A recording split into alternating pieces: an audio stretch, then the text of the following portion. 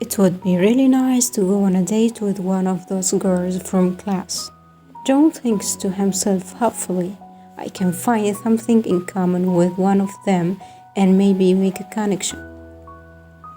His hobbies were somewhat relatable.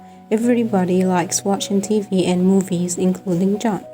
But would he be able to find a girl who likes video games? If not, could he find someone into professional baseball and basketball as much as he was? It would be amazing if he had someone to talk to about politics, history, and government.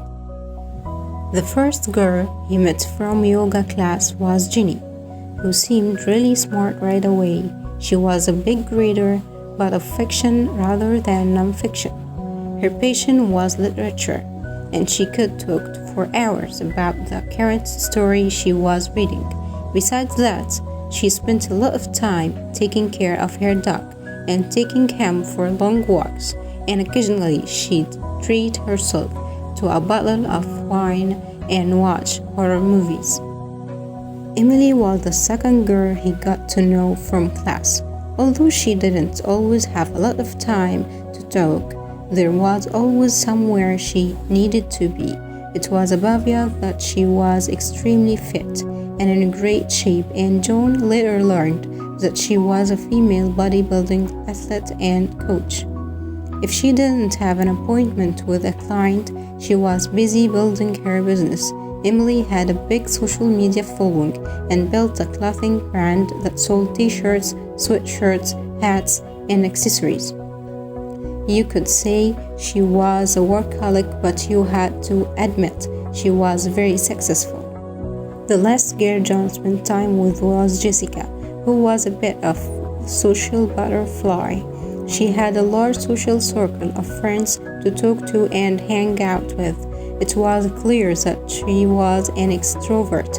If she wasn't texting, she was out with friends, drinking and clubbing. On the occasion that she did decide to stay home, Jessica would watch Japanese anime and play video games. John was immediately drawn to Jessica, as he finally found someone he could nerd out with about current and upcoming games.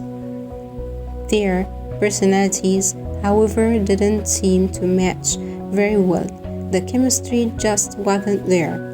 They never seemed to be able to talk about anything outside of their mutual hobby. Emily never really had much time to talk, but Jenny was more than willing to spend some time together with them. John listened to her talk about all her favorite books and even convinced him to try reading a book via audiobooks.